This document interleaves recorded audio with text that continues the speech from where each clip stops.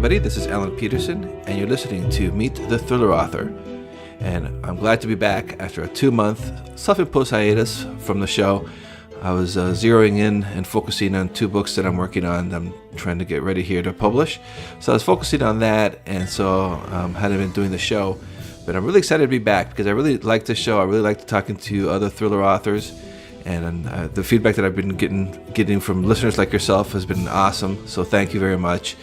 And we are back. I have some great authors already lined up to take us through the end of this year, and working on getting some new authors ready to start the 2016, because that is just around the corner. That is just incredible how fast this year has gone by.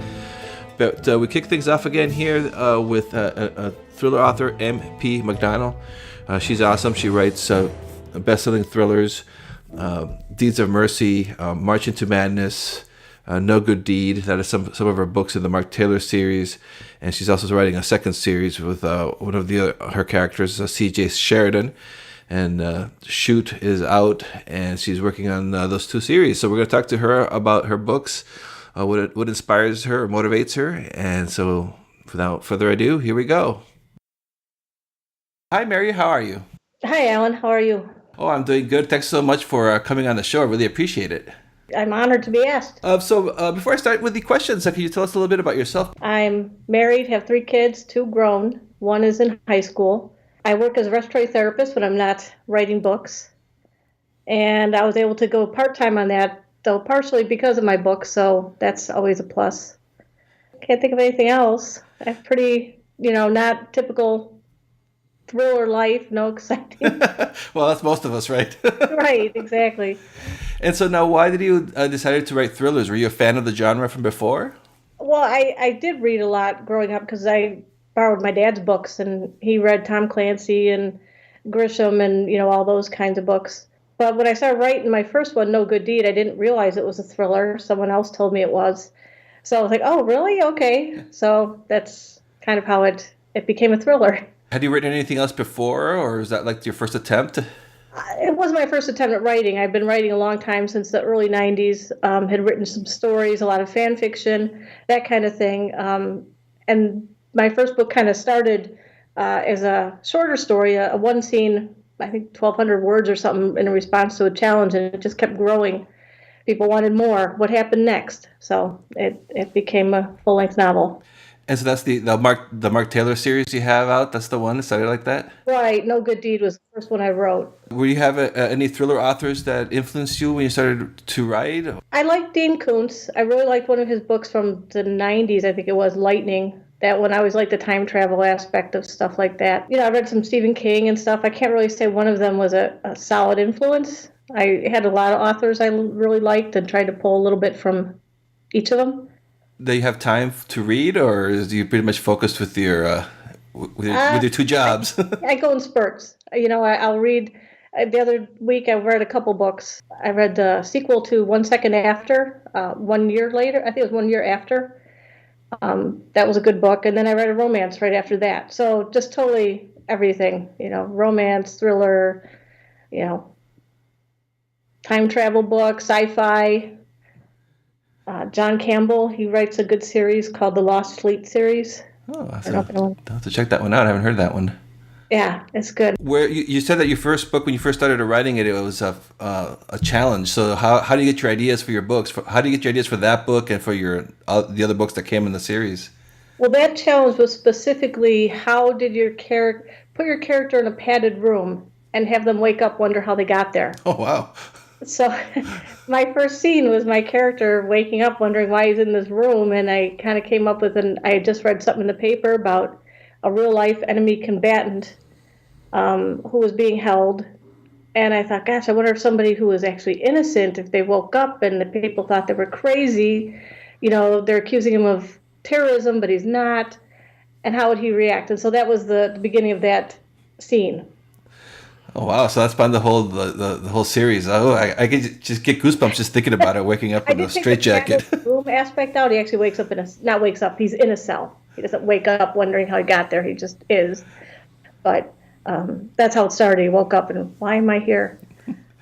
So now, do you find when you're writing, do you are you influenced by like pop culture or television, or do you try Oh to? yeah, I always Yeah. like the TV shows like Quantum Leap and Early Edition and Person of Interest, all those that have that, where the person knows something and they're trying to help others. And Hmm. so that's kind of the whole premise of my book, my series is very similar to those kinds of books or TV shows. And do you incorporate anything on your real life into your writing? Like, Well, yeah, the very first scene in No Good Deed is a scene of a baby being saved, given CPR by the character. And unfortunately, that was a real baby that I worked on in my day job, but unfortunately, there was no Mark Taylor around for that baby. So, that was kind of my way to fix that outcome. taking a real life experience, but then how you would have preferred it to turn out. Right, exactly. Oh wow! Apart from stuff like that, are there any similarities with with yourself or with like family and friends and that wind up in your books and your as characters or something? None of them wound up as characters, but I wanted all my characters to have very common names because I kind of like anybody, and especially accurate names for their ages. A guy in his 40s at the time this is set isn't going to have a real trendy name, and so their names are Mark and Jim and Dan and Bill. Well, I have brothers named Dan and Bill and Jim. My dad's name is Jim, and I didn't intend it to be at all like them, but I figure, well, there's enough of them in my family; they'll all think it's about the other one. Yeah, there you go. So, You'll please everybody at once. yeah, I've got a brother named Jim, a brother-in-law, a dad, so they can all say, well, it's not me, it's him. Do you find that like when you're writing, what are some of the challenges? Like, do you do like a lot of research, or how's your writing process work out? Yeah, I did do a lot of research, especially for No Good Deed, because I don't know anything about terrorism and enemy combatants, and just what I'd read in the newspaper. Thankfully, there's Google, and I was able to find some stuff, and I actually found stuff that had just been recently declassified, and it was like 100 pages of these memos between someone in charge of the prison. It didn't actually say who it was. All that was redacted, and then it was actually between two people in the prison system discussing this real life enemy combatant and his day-to-day trials. Like, he wanted books, and sorry, we sent that through. We don't know if he can get them. Kind of little things like that you wouldn't normally find. It didn't talk about any of the interrogation, but there was another transcript of an actual interrogation from Guantanamo that I read, which didn't have any waterboarding in it, but it was still, they were actually very surprisingly, stopping to do medical checks on him every so often, and they're just questioning him. He was sitting in a chair, but still, it was pretty interesting to read that. So it's pretty exciting to find something like that was declassified. That'd be pretty cool. Yeah, it's I on my old blog, I just did my whole website, so I don't have it linked anymore. But I had the links to that on the internet, so I'll have to dig that up and put them back on my blog somewhere. Yeah, do you find that with your readers, with your fans, do they enjoy seeing that, like kind of like behind the scenes, or do you kind of keep it a little bit more? Well, some do, but I get a lot of reviews that say, there's too much about the actual torture. Although I counted at one time, there were only 8 paragraphs of the actual in a 300-page book, but the rest Yeah, was just leading up to it, and the character's reaction. So. Yeah, hard to please everyone at times. Other people are like, wow, it really made me think, and so. Mm-hmm. Yeah, and so now, where do you usually when you're writing your books? Where do you usually write them? Do you at your home, or do you go someplace at home? Yeah, I went to a bookstore yesterday, a little cafe, but that's not normal. I usually sit in my recliner, put in my earbuds so nobody will talk to me. But that's usually a signal to talk to me. It's mom, what? Yes, of course. That's that's not going to stop that. No. And so, what's your typical writing day? I know it's hard to ask about typical, but well, especially when I wrote my first 4 books, I was still working full time. So some of my day shifts were 12-hour shifts. I'd leave the house at 5:25 and come home about 7 o'clock at night. So I was lucky if I got any writing done those days. But the other days when I did just an 8-hour shift or didn't work, I have a friend and we write simultaneously, kind of like in these little writing sessions. We'll get online. She lives in Texas, and we're going to start writing at 7 o'clock, and we'll go till 8:30, and then we get back and exchange our what we had written, and just for some instant feedback and kind of motivation. Like I can't sit here knowing that she's going to send me her stuff, and I can't say, "Whoops, I didn't write anything." So I feel like that keeps me working at it because I don't want to disappoint her that I didn't write anything. Oh, that's a good idea. Yeah, like a writing buddy sort of. But they're not working on the same books years together now. So Oh wow! But separate books, right? yeah, So yeah. you're not writing Books, I together. write Yeah. my books and we read them, so we know each other. I can kind of catch a little things, but we don't actually beta read unless she wants me to at the end. But we don't do it as we're going. I don't critique her stuff unless it's something really obvious or some embarrassing mistake with a typo or something. Do you have any other series that you're working on, or is it you're focusing on the one? Well, I have the Mark Taylor series, and that's 5 books, but I recently started a spin-off series. I have one book completed for that. It's called the C.J. Sheridan series, or thrillers. I took a character that I had introduced in the last book. He's actually the son of one of the main characters, and kind of have him carry on the thing. He's a little bit younger, a little edgier. So that was kind of my thinking, kind of. So it's what was the reaction to your readers from that? Like they were spitting off a character. Do you hear any feedback or? They seem to like it. The reviews for the last book, when it kind of hinted that might happen, people were like, "Oh, I hope it continues." And some people didn't. They didn't want to lose Mark Taylor, but he's still a big part of the series. So, he's just not the main focus anymore. He's more of, a mentor. Yeah, I kind of reminds me of Michael Connelly's doing that with Harry Bosch because he's getting too old. So now he's got the younger. Yeah. Yeah, that's it. I didn't know Michael Connelly was doing that. I haven't read that series of his. I've read a few things of his, but not that. Oh, interesting. I didn't know that. Yeah, well, he's still kind of there, but yeah, he's more of a mentor than the younger detective, Lucia. I can't remember her last name. She's now kind of like the detective one. Yeah, kind of like a Batman and Robin kind of thing. Yeah.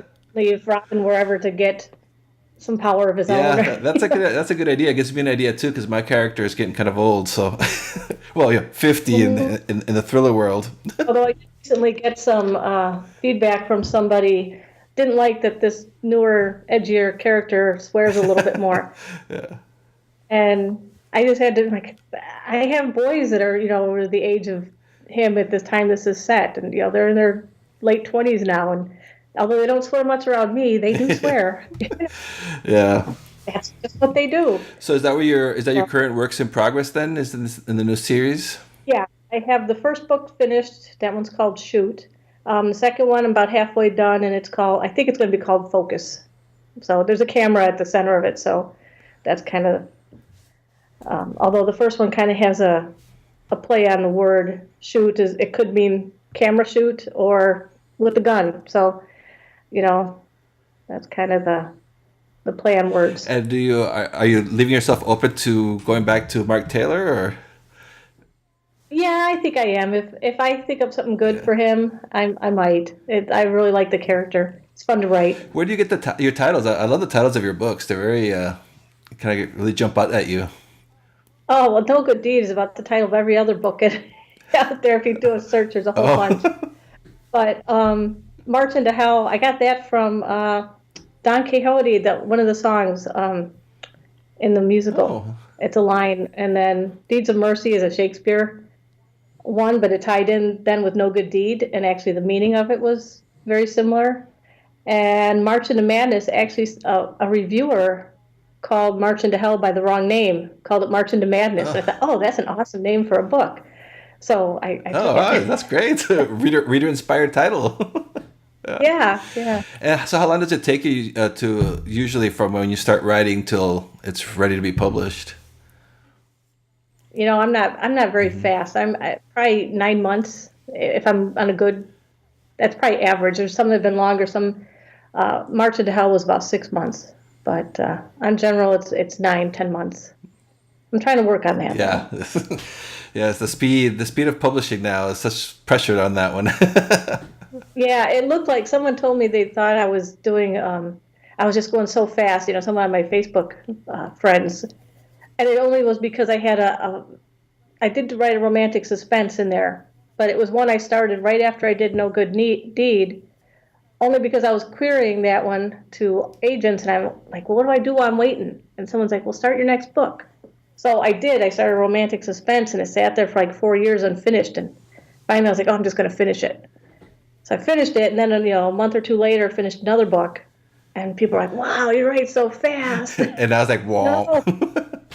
I was like, no, that was, I started that in January of 2010, and it didn't get published till May of 2014. So Yeah.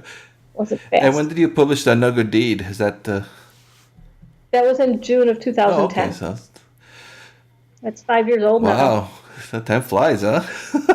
Yeah, can't believe it. And so this is the one when you started writing with Mark Taylor. Do the characters? Do you stay true to the characters, or do they like change when you're writing it? Do they kind of like get away from you? How does that? Or are you pretty? Once you have an idea in your head, you kind of just pretty much go. They do.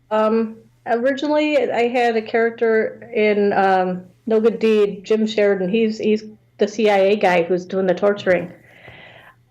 But I couldn't see him as being like this bad person. He's doing what he thinks he's doing to help the country. And so it came out, instead of him just being a minor character that eventually is gone, he comes back. And he's actually in all the books, and his son who carries on the spin-off series. So he's very much in there, and I didn't expect that. Oh. He kind of took on and a lot of people like him. Like, I couldn't help but like Jim, even though he was the guy doing the torturing in the book. So yeah, well, that's good. Add some conflict, right? Yeah. And I do like having him and Mark kind of get at it. They're kind of friends now, but Mark still goes back to that. Well, you did this to me, kind of thing. Back then. And where are your books set? Are they like in one location, or are they like all over the place? Chicago. I would have loved to do New York or DC, but I'm not familiar enough with those cities, and I live just north of Chicago. So my son did some modeling in the 90s, and I did a lot of traveling to and from Chicago, driving the streets, being in the photographers, their lofts, and so that came in handy because my character's a photographer. So, I thought you just, got to use what you know. That's where it comes in. It's a lot easier than having to go and look up a city you've never been in and try and make sense of it. Yeah. Even though with Google and Google Maps and all that, nothing beats knowing where you're riding. Right. Down there and knowing the streets are one way and two, which way to go on them, that kind of thing. So is Mark Taylor, is he like a cop or a detective or? Nope, he's an everyday guy. He was a photographer. He stumbled upon this magic camera and realized he could see the future with it. Wow, cool.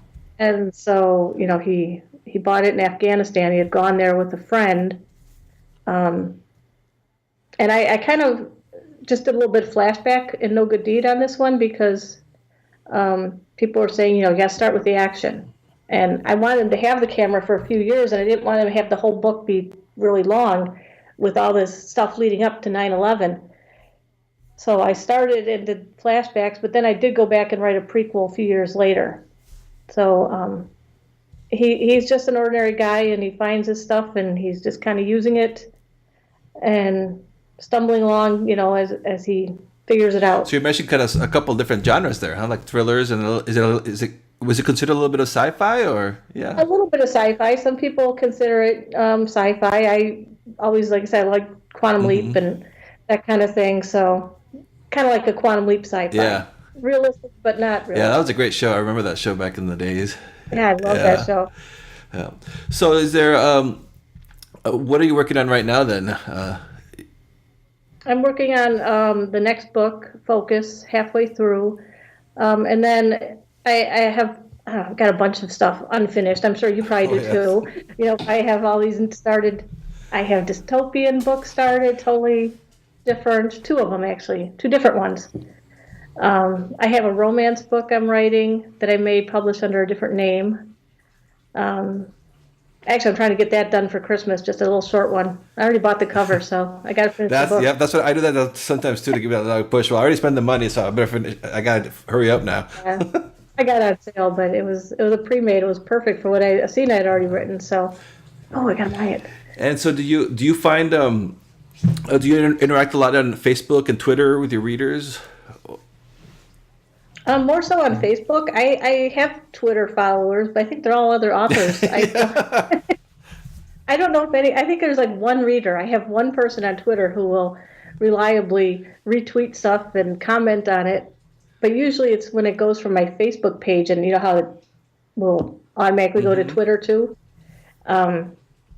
So she'll respond to my author Facebook page tweets. So you mostly focus on Facebook? There's so many other social media stuff out there. I do. It's weird because if I post about a new book or something, it's like crickets. But if I ask for, I need a name real quick of a character, oh my gosh, I get like, dozens and dozens of responses. And it's like, I can't use all these names. I have to pick one. Oh, that's a good idea. I never thought about that, asking. Yeah, I needed one real quick because I was writing the scene. I was like, I can't think of a name. So I just quick posted and went back to writing and went back to my Facebook like 30 minutes later and had a whole list of names to choose from. Oh, that's pretty nice. And do you use one of them? I did, but I just realized the other day I can't use it. I'm going to have to go and do a find or replace thing because I was going to name the character Dane, but I realized I have a Dan.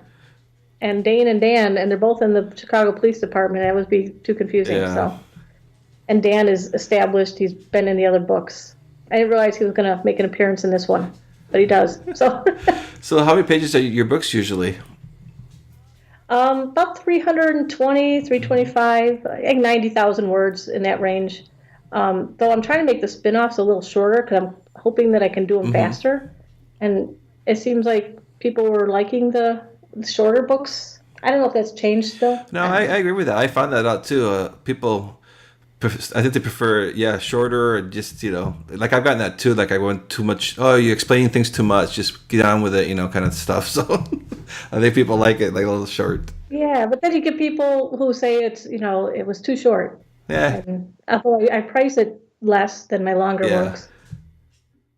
Well, that's the whole thing. You really can't please everybody, so you got to do what you got to do for the story. Yeah, and I felt that the action was better in Shoot just because it was moving along quite a bit. You use the same person for all your book covers?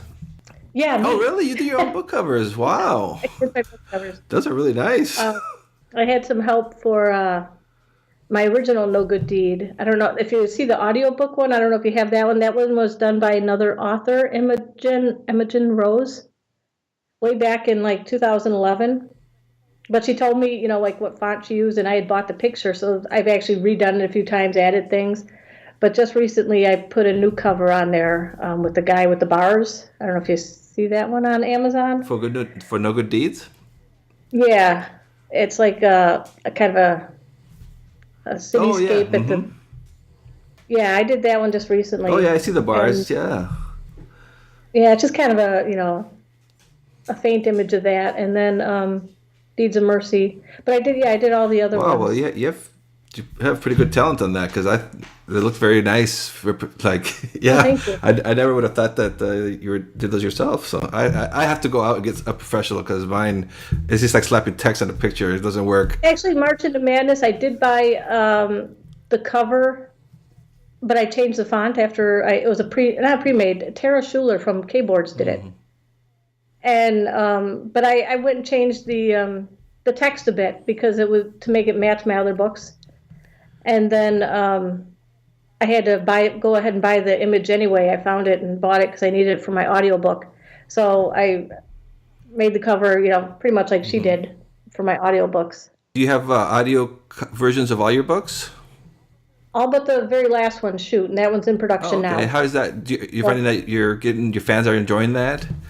Or is it different? Yeah, I think so. I had a little trouble with narrators. I have a good narrator now. I had a little difference of opinion with one, and unfortunately, that narrator did my second and third books because the way ACX set it up, where those two got stipends, but No Good Deed didn't, which is confusing to me because No Good Deed was, had sold a lot more. But so those were done first, and then he never really acted like he wanted to do anymore. He got his money. So I found another guy, and I actually pushed really hard for ACX to give a stipend for No Good Deed, and they did. And then he stuck around, and he did March into Madness, and he did. He's doing Shoot, and he did Genesis, Mark Taylor Genesis. Oh, okay, so that's. Oh, that. And I had a woman do my romantic suspense because I thought it would be kind of weird. Yeah. Doing it. I don't know. How long does it take for you once you finish once you publish the book? Does the audio come out right away, or does it usually take a little bit? So we've worked together enough now that I gave him first dibs on Shoot if he wanted to do it, and he did. So he wasn't free until October. So that's when I sent all the stuff through, and it's supposed to be finished by January. Whether he might be running a little late, it just depends. Not a big deal if he is, but because even though the contract on ACX might say it expired, they'll still, as long as I'm not complaining, they'll still honor it. There's no stipend on that one, so it doesn't really matter. Okay, well, and anything you want to say to any listeners about your books or about your writing? Anything? Gosh, I don't know. Putting you on the spot.